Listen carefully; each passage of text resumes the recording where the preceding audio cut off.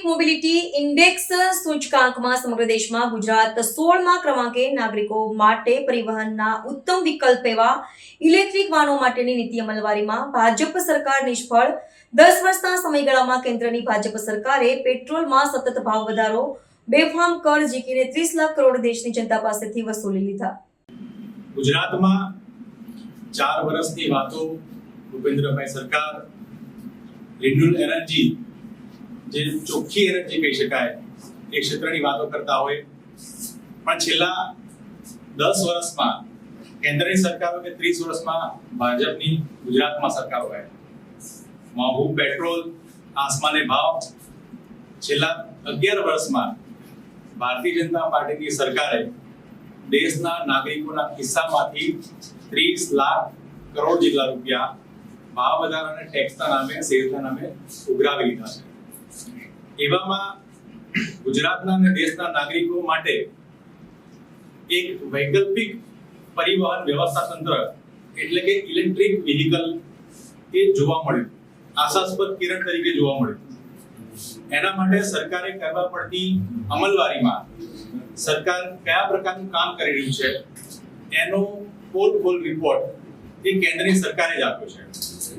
જે પ્રકારે વાહનો મોંઘા હોય, પેટ્રોલ મોંઘું હોય, એ વખતે ઇલેક્ટ્રિક વ્હીકલ સસ્તા મળે, ઇલેક્ટ્રિક વ્હીકલની ઉપલબ્ધિ મળે, એના માટેનું તંત્ર સારું મળે, ચાર્જિંગ પોઈન્ટ સારા મળે, આ તમામ વસ્તુની વિગતો માટેનો એક અહેવાલ એ કેન્દ્રની સરકાર દ્વારા રજૂ કરવામાં આવ્યો, જેનું નામ છે ઇન્ડિયન ઇલેક્ટ્રિક મોબિલિટી ઇન્ડેક્સ 2024, જે દર્શાવે છે કે સમગ્ર ભારતમાં 2015 પછી જે ઇલેક્ટ્રિક વ્હીકલો આવવાના શરૂ થયા એ પછી કયા રાજ્ય દ્વારા ઇલેક્ટ્રિક વ્હીકલ માટેની નીતિ અમલ કરવામાં આવી, કયા પ્રકારની માળખાકીય સુવિધા કરવામાં આવી, કયા પ્રકારના ઇન્સેન્ટિવ આપવામાં આવ્યા, સબસિડી આપવામાં આવી, અને આ બધું કર્યા પછી આજની તારીખે આ પ્રકારના સરકારમાં રાજ્યની સ્થિતિ એ કઈ છે એ રજૂ કરવામાં આ રિપોર્ટમાં વિગત આપવામાં આવી છે, જેમાં ગુજરાતમાં સમગ્ર દેશમાં એ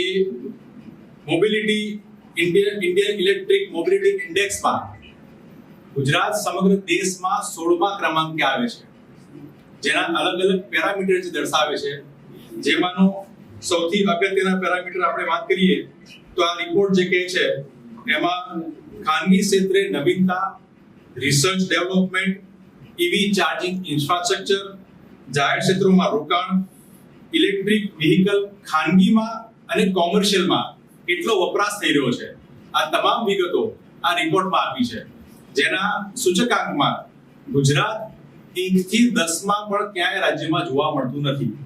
જ્યારે ગુજરાતથી નાના રાજ્યો જે કહી શકાય, જે નાણાકીય ક્ષમતા ધરાવતા નથી, જે ગુજરાતને પ્રગતિશીલ અને ગતિશીલની વાતો કરતા હોય, એવામાં પણ ગુજરાત 16મા ક્રમાંકે જોવા મળે છે, એ ખરેખર ખૂબ દુઃખની વાત છે।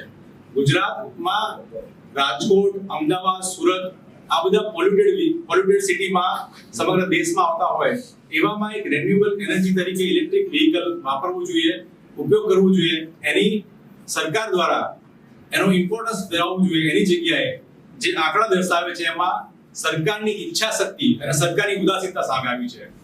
જ્યારે 4 વર્ષ સરકાર ભૂપેન્દ્ર સરકારના થયા છે, એ જ પ્રમાણે ગુજરાતમાં ગુજરાત ઇલેક્ટ્રિક વ્હીકલ એક્ટ એટલે કે પોલિસી 2021માં લાગુ કરવામાં આવી।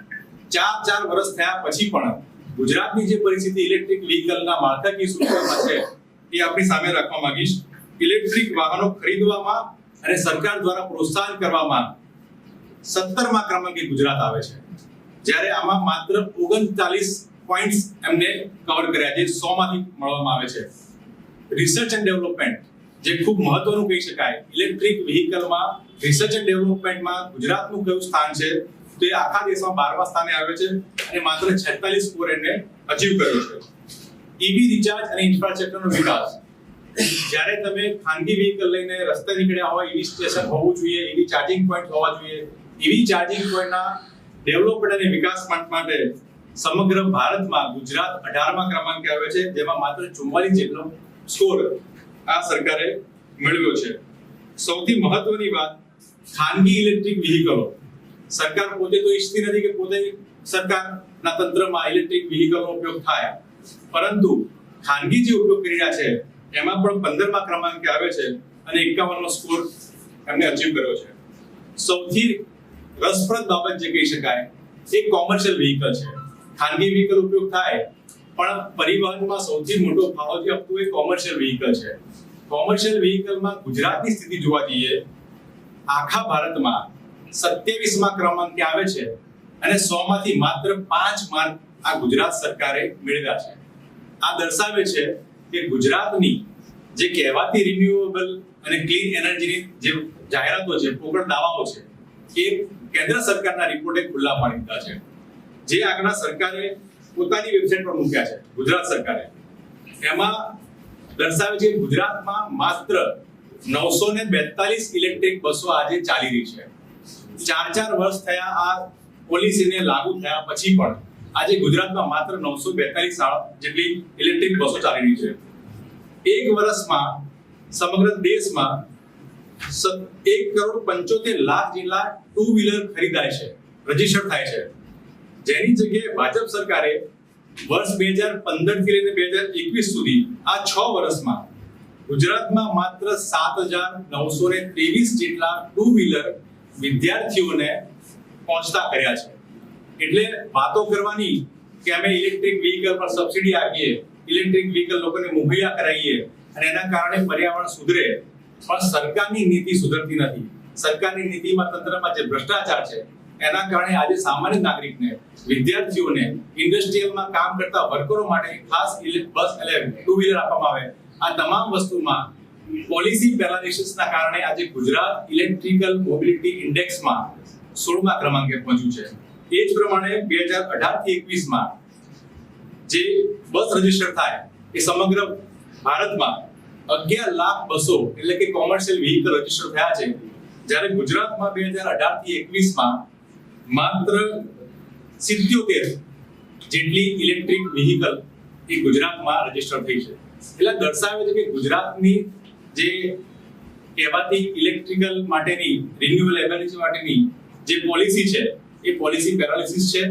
4 વર્ષ થયા પછી પણ જો સરકાર નાગરિકોને પેટ્રોલ ડીઝલ મોંઘું થયું હોય, ઇથેનોલમાં 20% ભરીને પેટ્રોલ આપવામાં આવે અને એમાં પણ એમને રાહત ન આપવામાં આવે, ત્યારે નાગરિક જ્યારે ઉત્તમ વિકલ્પ તરીકે ઇલેક્ટ્રિકને જોતો હોય અને એમાં સરકારની ઉદાસીનતા હોય, ત્યારે ખરેખર ગુજરાતના નાગરિકોને જે મળવાપાત્ર હક અધિકાર કહેવાય, મળવાપાત્ર રાહત કહેવાય, એ રાહત મળતી નથી. સરકારના પોતાના રિપોર્ટમાં આ પ્રકારનો ખુલાસો થાય ત્યારે આપના માધ્યમથી ગુજરાતની સરકારને પૂછવા માંગુ છું કે છેલ્લા 4 વર્ષથી સરકાર શું કરતી હતી? સરકાર માળખાકીય સુવિધામાં પાછળના ક્રમાંકે આવે, સરકાર રિસર્ચ એન્ડ ડેવલપમેન્ટમાં કંઈ ના કરે, સરકાર કોમર્શિયલ વ્હીકલમાં માત્ર 5 માર્ક લઈને આવે. એટલે દર્શાવે છે કે સરકારે સત્વરે માળખાકીય સુવિધા જેવી કે ઇલેક્ટ્રિકલ ચાર્જિંગ, જેવી કે રિસર્ચ ડેવલપમેન્ટના સેન્ટર, જેવી કે ખાનગી વ્હીકલોની પરચેસમાં એમને સરકારે કામ કરવું જોઈએ અને તાત્કાલિક આ પ્રકારની કામગીરી કરે એવી કોંગ્રેસ પક્ષ માંગ કરે છે.